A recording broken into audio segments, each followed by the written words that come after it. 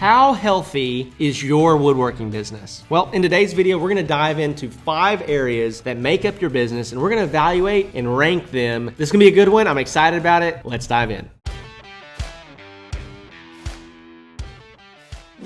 All right, well, welcome back to the channel. As always, love you guys. So grateful for your time and your attention. You could be anywhere and you're hanging out here with me, so I appreciate it. If you have not yet left us a review over on Apple Podcasts for the Handmade Business Secrets podcast, be sure to do that. It would mean the absolute world to me. It would do us a huge favor, help us reach more woodworkers and make a bigger difference in their lives. And so with that being said, in today's video, I wanna dive into really evaluating the health of your woodworking business. There are 5 areas that make up every business: lead generation, lead nurture, sales, fulfillment, and then customer retention / customer service. And so we're gonna dissect these, break them down one by one, and then really rank ourselves, be a little introspective here on how healthy would I say my business is in this area. And so number 1, lead generation. How good are you at consistently generating new leads for your business? I'll be honest, this is where most woodworking businesses really struggle. Just flounder, they don't do a great job. It's because they don't know how to generate leads. They don't know how to get more opportunities to sell.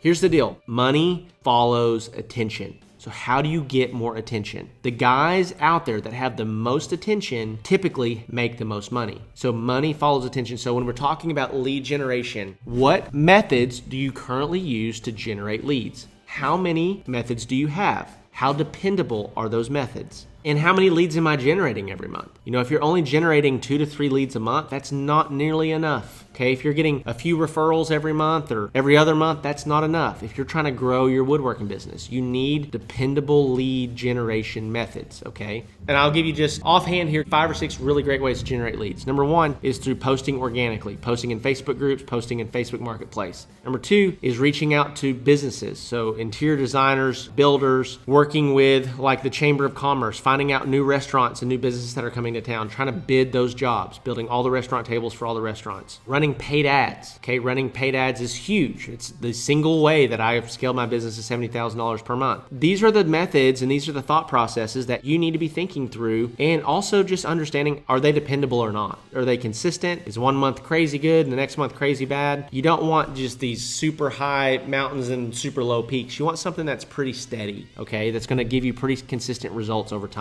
But lead generation, how would you rank yourself? Are you getting a lot of leads? Do you have multiple ways to get leads? And how dependable are those ways to get leads? Okay, so number 2 is lead nurture. Are you nurturing leads? So what does this even mean? So when you're talking about nurturing leads, are you able to take a cold lead that doesn't know anything about your company and make them a hot lead? So lead nurture is like, do I have a way for me to stay in touch with them? So like, do I have automated email sequences? Am I making sure that everybody that inquires on my ads are liking the page so that they see my organic content? Am I putting them in some type of CRM system so that I can follow up with them on a consistent basis? How is your follow-up game? Guys, that's the most important question to ask when we're talking about lead nurture is, are you following up with leads? 90% of businesses do not follow up at all after the first contact. They talk to somebody one time and they never talk to them again. This is probably the reason that you're not where you want to be. It's one of 2 reasons. Either you're not getting enough leads or you're not following up with leads enough. So how would you rank your lead nurture? Are you good at following up? Are you good at staying consistently in front of people? How would you rank your lead nurture? And let's just say we're gonna rank ourselves on a scale of 1 to 5. 5 being excellent, 1 being terrible, and you cannot rank yourself a 3. You have to give yourself a 2 or a 4. Number 3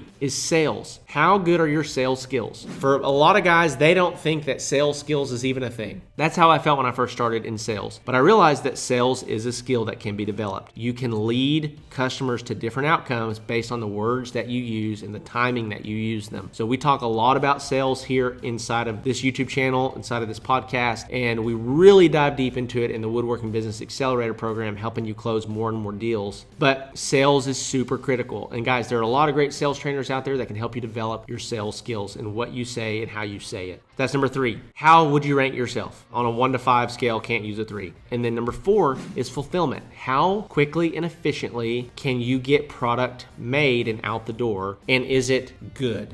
What a lot of guys tend to do is they do really good work and it takes them forever and they make no money because it takes them so long. Then you go on the other end where you do really sloppy work, you get stuff out really fast, and you have a lot of customer service issues. We want to find the middle ground.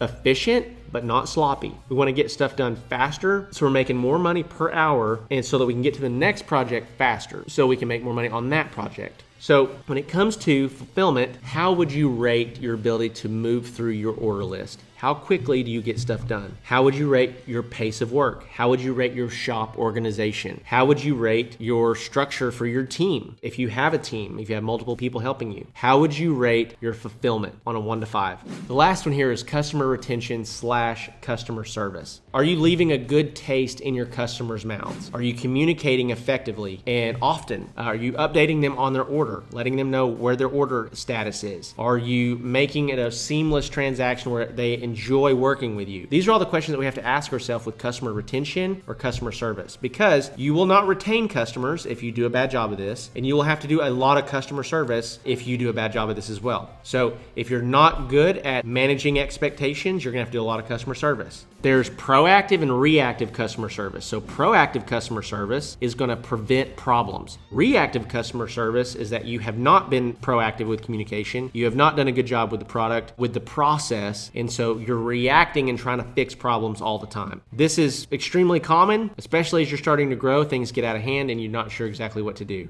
How would you rate or rank yourself with customer retention / customer service? These are the 5 things that make up every business. And if you're struggling with these 5 things, let me just encourage you, get some help. You don't have to try to do this all by yourself. And whether you work with us or not, it doesn't matter. But if you're trying to grow, like legitimately, I want to scale this, I want to get out of my 9 to 5, I want to do this full time, or I want to grow this, I want to keep my 9 to 5. We have tons of guys that do this. I want to keep my 9 to 5, but I want to be able to reinvest in my business or get to where I'm pulling out a substantial amount of money from that business every month. You need to check out the Woodworking Business Accelerator program. Guys, we talk about it all the time, and we talk about it because it's a program that has been proven to work time and time again. And if you are trying to scale to multiples of tens of thousands of dollars per month, it's not only possible, there are people just like you out there doing it right now through the program. And so if that's you, check out that link in the description below, fill out the application, schedule a call with me and my team, and we'll see if it's a good fit for you. With that being said, guys, this is how to identify how healthy your woodworking business is in lead generation, lead nurture, sales, fulfillment, and then customer retention and customer service. And so I love you guys, appreciate you, and I'll see you in the next one.